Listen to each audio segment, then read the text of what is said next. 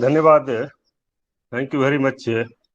So, most respected chairman of this our Pali Divas Samaroh, Professor Ravindra Pant ji, Reverend monks, Nandratan Bhante ji, Dharmpriya, and other Reverend monks who are observing this Pali Divas Samaroh, as well as the 44th death anniversary of Bhikkhu Dharma Rakshit ji. It gives me immense pleasure to get associated with this 12th session of our Pali Society of India. And first of all, I would like to pay my great homage and deep sense of gratitude to our Bhikkhu Dharma Rakshit ji on this 44th death anniversary. After that, I would also like to extend my deep sense of respect and salutation to all my respected senior teachers, Professor Angaraj Chaudhary ji, Professor Umashankar Vyas ji, and others, our senior friends and Kalyan Mitra, Professor Mahesh Devkar ji, Professor C. Upendra Rao ji, Professor Ramesh Prasad ji, and others. My dear friends who are observing through online and through offline. The topic which has been chosen for today, our Pali Divas, that the relevance of Pali and Theravada Buddhism in present time. So I would confine myself to this topic very much, and this is a burning issue also.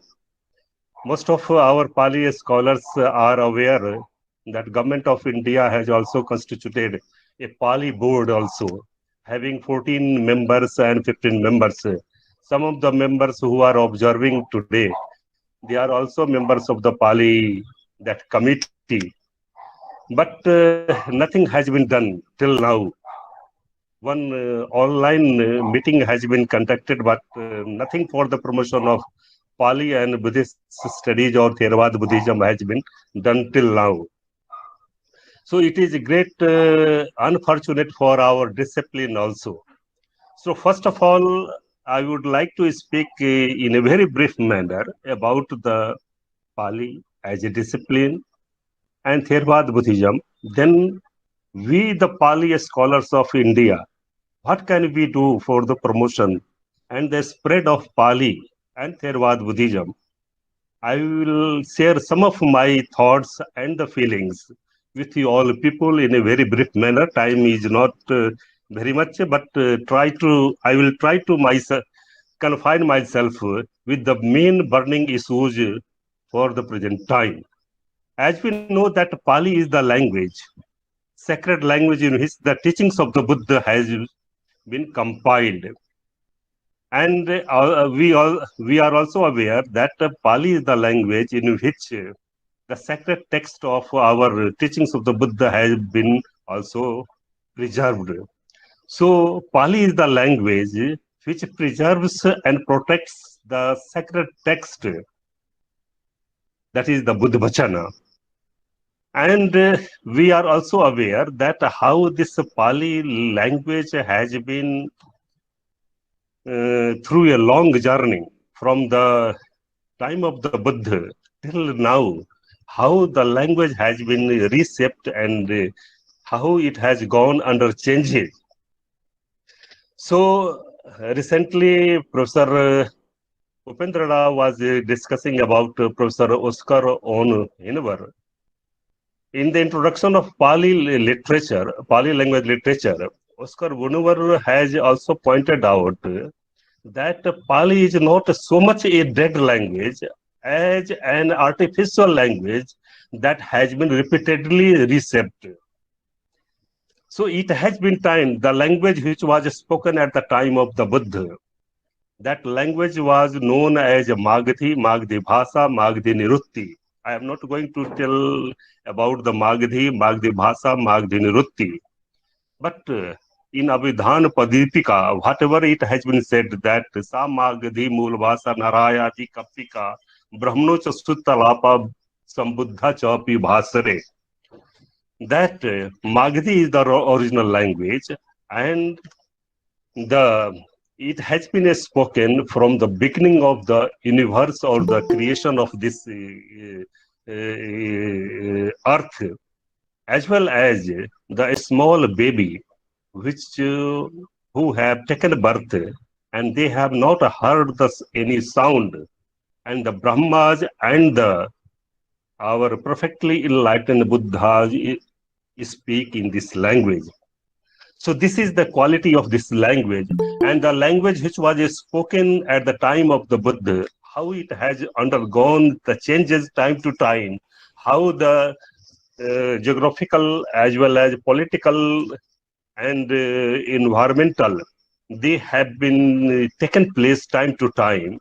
So language which was written at the time of Acharya Buddha Ghosh or Dhammapal, they have undergone changes to the later post 10th century Pali text also. And now in modern India also, the text which were composed by our Indian scholars like Dharmanand Kosambi and others, the language is very different. So Pali is not a dead language as an artificial language that it has been repeatedly reshaped. Although UNESCO has declared this Pali language as a dead language or endangered language. So endangered language means that language can be obsolete at any time. But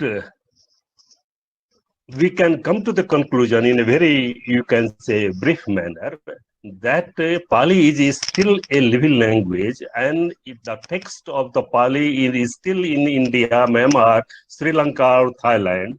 The new text in Pali language are being composed time to time by the scholars. So it is not a endangered language or it is not a dead language. We are also aware that Pali has become a cultural link between the India and the South Asian countries like Myanmar, Sri Lanka, Thailand, and Cambodia, and others. So it is our cultural heritage that the Pali, how it has developed in our South Asian countries.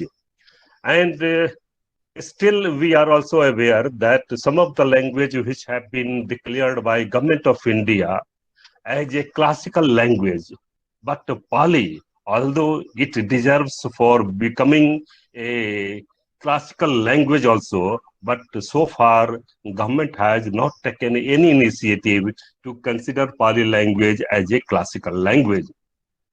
There was a proposal by Government of India, also, Government of Bihar also, and a committee was also set up, but nothing has been done till now. And we are also unfortunate in this manner that we are not very much conscious about declaring Pali language as one of the classical language. Although Tamil, Sanskrit, Kannada, Telugu, and Oriya, these are the languages which have been declared by Government of India as one of the classical language. But Pali, there are some of the criteria which have been declared by Government of India for becoming as one of the classical language. That there must be language recorded history of more than 2,100 years. There must be a body of ancient literature of the text also.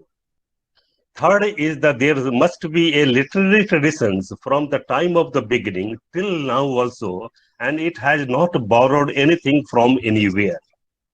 And the classical language and the literature should be distinct from modern, as well as it must have a discontinuity between the classical as well to the discontinuity between the classical language from the later forms and offshoots. So these are the four criteria which have been given by Government of India. So Pali deserves for becoming a classical language, but we, the scholars of Pali language and literatures, we are not very much conscious for declaring our Pali language as one of the classical language. So we are also aware that how Pali language in 2022 was removed as one of the optional subject from Union Public Service of Commissions for the one of the subjects in ICS, Indian Civil Service Examinations. So this is the one of the irony of our Pali scholars that we are still. Professor Balchandra Khandekar, he had filed a petition in Mumbai High Court, and a judgment in his favor was given, and a notice was also issued to Union Public Service Commission, but nothing has been done till now. So now we should be very much conscious that how we have to do. So this is regarding the Pali language. Regarding the Theravada Buddhism, the term Theravada first of all used by George Turner in 1837. But although in the some of the text we are having references of the Theravada, the term, in deep ones also, that we are having a one reference, Eko va Theravado, Adi Vasasate Ahu, that there is a only one school which is called as Theravada, and which came into existence from the beginning of the century of our this Buddhism. Adi Vas Sate Ahu. So this is the reference in Samant Pasadika also. We are having the term Theravada, that how this term Theravada has come. So this is the Tathapi Anto Gadh Theravadam Samvarna Sam Samarabhi Sabbam. So this term you can say, Theravada has come in our Samant Pasadika also. So Oliver Evinaik, who is one of the greatest scholars of Pali language literature of Sri Lanka, he has also identified for Theravada Buddhism that this Theravada Buddhism is in the sense of the sacred text, which gives a sense of certainty. Another thing that it gives in the sense of commentarial literature also, Theravada Buddhism. And third, that it gives the sense of original doctrines of the Buddhism. But Acharya Buddha Ghosh, he has given four, you can say, Upadesas. We are also aware of the four Upadesas, that Sutta, Sutta Anulom, Acharya Vad, and Attano Matti. So these are the four criteria given by Acharya Buddha Ghosh for this Theravada term. So the Mahavihar tradition of Sri Lanka, whatever we are having, these are the Mahavihar tradition or parampara, which is based upon these four Upadesas also. And these four Upadesas are also available in the Mahaparinibbana Sutta of Dignikaya also. I am not going to discuss all these four in a detailed manner, but here in Sarath Dipini also we are having that how this Theravada comes in the form of Acharya Pampara. It gives a sense of that Acharya Parampara ti Theravada Angam, Acharya Vado Nam Katha. So this is the Acharya Vad, you can say. So here Theravada Buddhism is in the sense of our that is the Acharya Vad, the tradition of the commentarial Acharyas. So in that sense, it has been said. But again, if you consider that Theravada Buddhism, the modern scholars like David J. Kalupahana, whenever he writes in the history of Buddhist philosophy, or whenever he is writing on Madhyamik thought, he is considering the Pali text with the same version available in the Tibetan and Chinese also, and he is giving the reference of that. So whatever that you can say references which are available in the Pali text, what other versions available in the Tibetan and the Chinese versions, they are saying. So David J. Kalupahana, Oliver Naika, and other scholars, modern scholars who are doing in that way, that is the Theravada parampara, Acharya parampara. So in that sense, this is the sense. Now, being scholars of Pali and Theravada, Buddhism, we must do something for this our traditions. So, just some of the things, issues I will discuss regarding the future prospects of our Pali study. That how we have to develop proper perspective or the right view of the teachings of the Buddha or in our higher academic institutions of India in particular and other countries in general also. Now in India, not a single university is named on Pali and Buddhist studies. This is very ironic and it has not been established. In 2012, in Sanchi University of Buddhist Indic Studies has been established, but no Pali and Theravada Buddhism has been given there. So that is the, you can say, and we are also aware that how this Sanchi University of Buddhist and Indic Study was established with the help of our President of Sri Lanka, Mahinda Rajapakse, Prime Minister of Bhutan, Jigme Thilne, and other dignitaries of other, you can say, Buddhist countries at that time also. So, what we feel nowadays that Pali studies has been opposed by some of the classes. I would like to discuss that who are the classes who are opposing always for the development of our Pali and Theravada Buddhism. First, those who are completely ignorant of value of Pali studies. Second, that who underestimate its importance by giving it as a subordinate position. And third, those who are vehemently opposed Pali studies due to religious or sectarian biasness. So this third category of the people are very much opposing the development of Pali and Buddhist studies as a whole. And they are thinking that if we promote Pali and Theravada Buddhism or Buddhist studies, we are promoting a distinct religion in India, and the revival of Buddhism will come, and in that way, the development of Hindu and other religions will be not done. So these are the three categories which are disturbing in the development of Pali and Buddhist studies.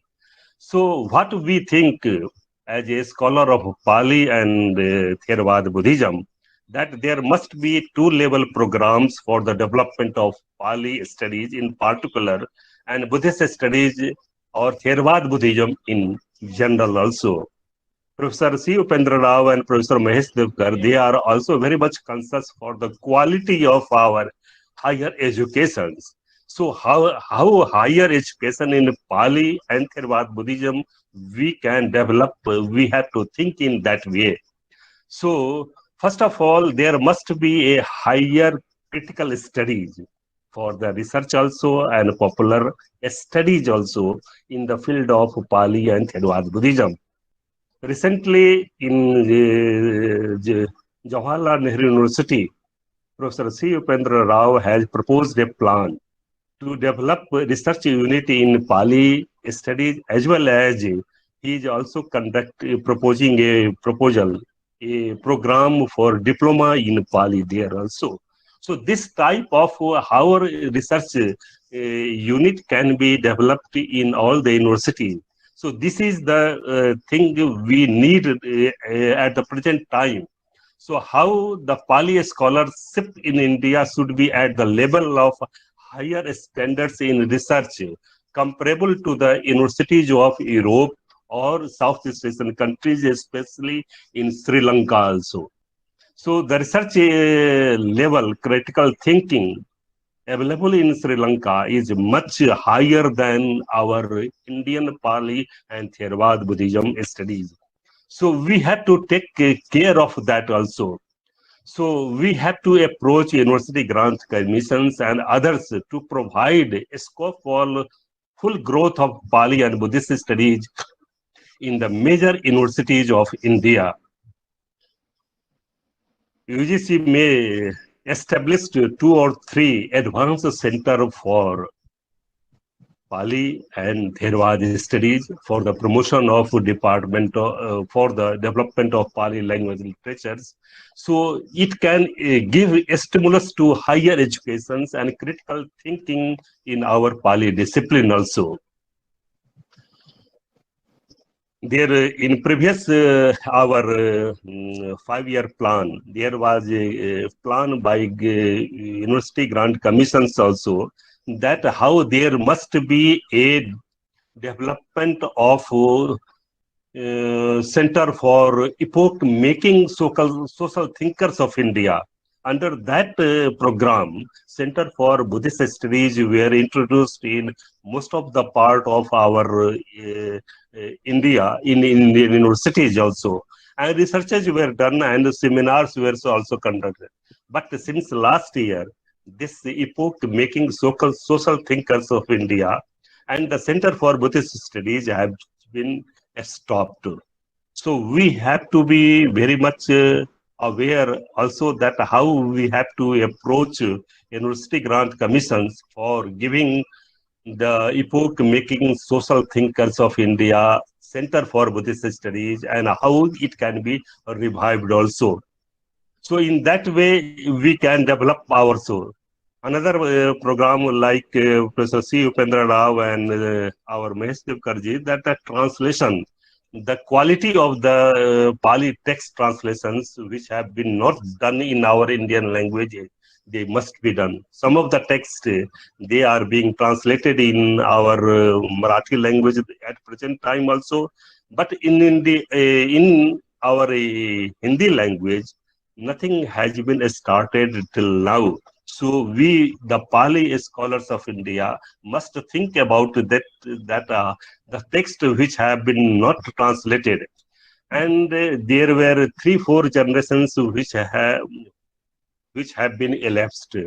In the first generation, Professor Rajendra Lal Mitra, Professor Satish Chandra Vidyabhushan, Professor B.M. Barua, they have done a lot for the promotion of Pali language and literature. In the second generation, the trio, Bhikkhu Jagdish Kashyap, Rahul ji, and Badant Anand Kosla, they have done. In the third generation, Professor like Sangsen ji and others, Uma Shankar Vyas ji and others, those who are doing Professor Angaraj Chaudhary, they are making translations of the some of the commentarial text, and they are coming in present time also. So it is now the new generations that how we have to take up this in this way. So what I think that both at the research level and the popular aspects of our Pali and Theravada Buddhism. For the popular, Bhadanta Anand Kosalan has done a lot of things for popularizing Pali language literatures. So small pamphlets and the books and the translations were printed out and they were distributed.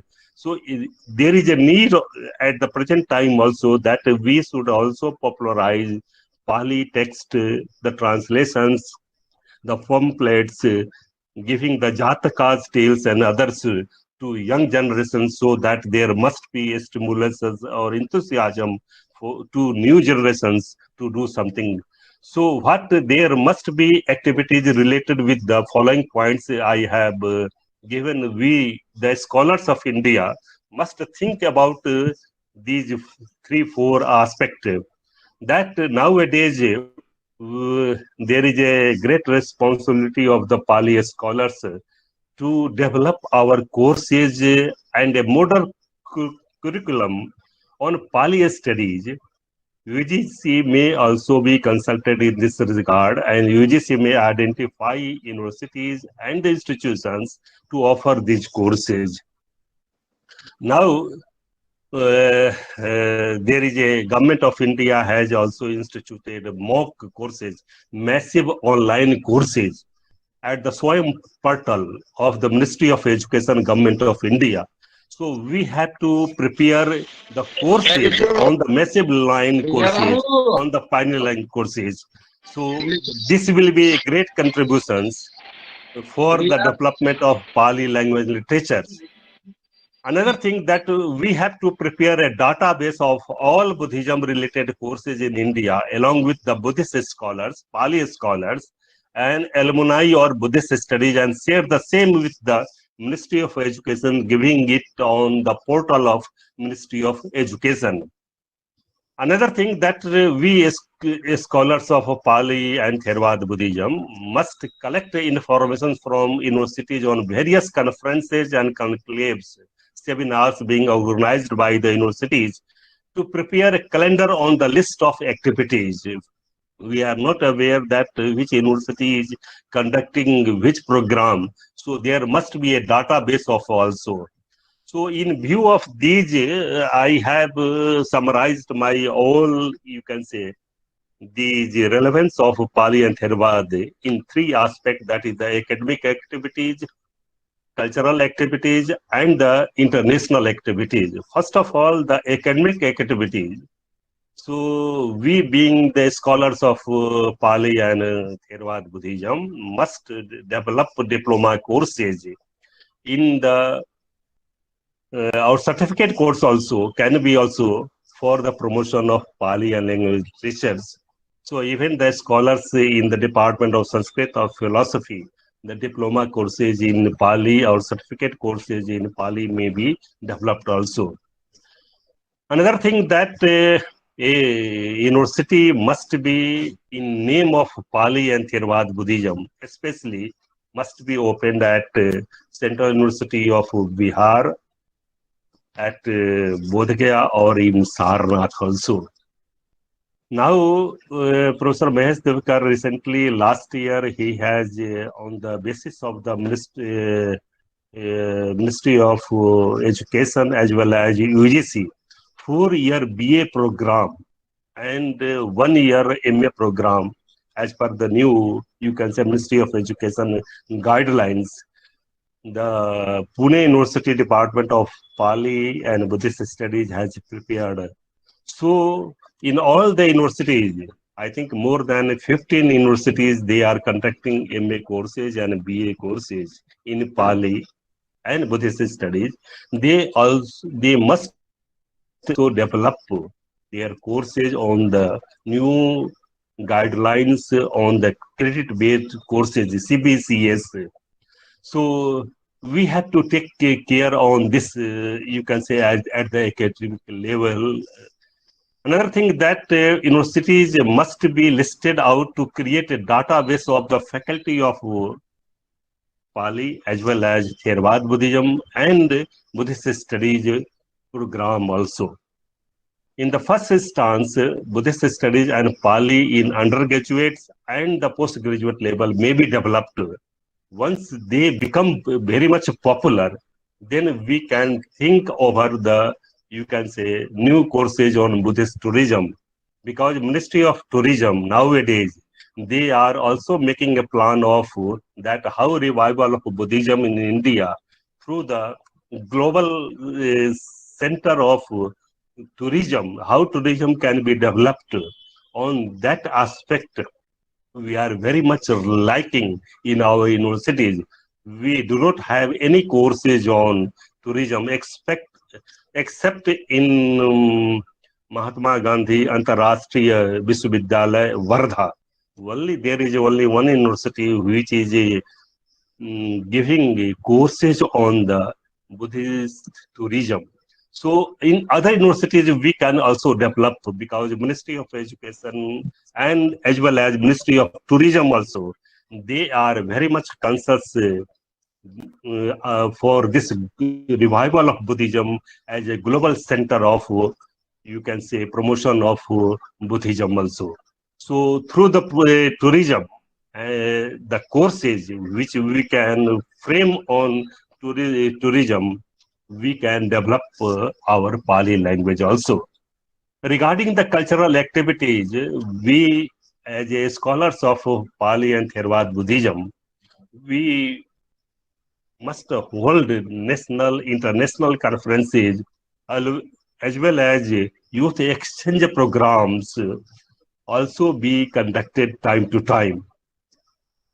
In Leh Ladakh and other parts of the Himachal Pradesh also, we are having so many festivals, dances, performing arts. So they may be also developed for the promotion of Pali as well as Theravada Buddhism in our, you can say, curriculum as well as in the sense of cultural activities. So major festival of Buddhism are conducted in four sacred sites. If you see at Bodh Gaya, Lumni, Kushinagar, and Sarnath. So these are the Leh Ladakh. So these are the places we government of India, Ministry of Tourism, they can also develop as a tourist place also, and there is a need of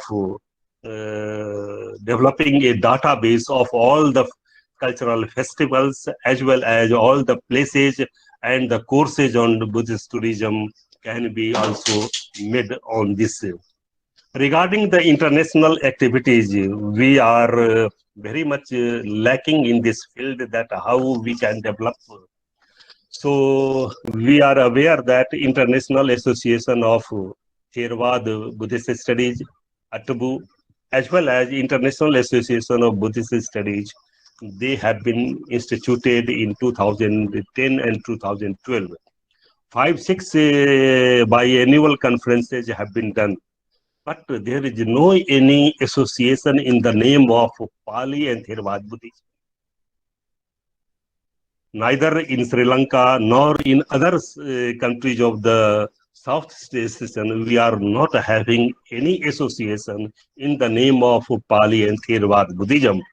So we, the scholars of Pali and Buddhist Theravada Buddhism, must have an international association of Pali and Theravada Buddhism. So in that, on the same pattern, what IABU and ATBU, International Association of Theravada Buddhist Universities, as well as International Association of Buddhist Universities, they are doing for the promotion of the Buddhist studies, we can also develop our Pali and Theravada Buddhism. So in that way, we can do something. In some of the universities at the international level, we are facing some problems for international students in our Indian universities. In some of the universities, there are high fees, more than 50,000 for the, you can say, annual fee as a in the name of international fee. Some of the students from coming from or belonging from Sri Lanka or Myanmar, they are helpless to join our Banaras University or other universities also. So they are lacking behind due to fund also. So we, the scholars of India, must approach to higher authorities, Ministry of Education, as well as University Grant Commissions for relaxation to the international fee for foreign nationals or foreign students in Indian universities. So we can do something, and we must be aware that Ministry of Culture also in the month of last year, in the month of March 2020, there was a letter issued by Ministry of Education also and by UGC also for revival of Buddhism. They are going to hold a conference this year in the month of October or November 2021. So every institution or universities has been asked to give a proposal, and even Indian Council of Cultural Relations, New Delhi, has also asked all the universities to give a proposal for holding international seminars and conferences. They are ready to help or render the financial whatever the burden the universities might have. So we scholars of Pali and Theravada Buddhism must give a proposal for the promotion of Pali language and literature, and in that way we can develop in for the promotion of Pali and Buddhist studies. So, with these words, I am very much thankful to the organizing committee of this Pali Society of India. I have shared some of the views of the Pali and Theravada Buddhism and how we scholars of Pali and Theravada Buddhism can do something for the promotion of Pali language and literatures. So it is our duty, it is on our soldiers, and it is our great responsibility to render our day-to-day activities for the promotion of Pali and Theravada Buddhism. So thank you for patience hearing and giving me an opportunity to share my views on Pali and Theravada Buddhism. Thank you very much.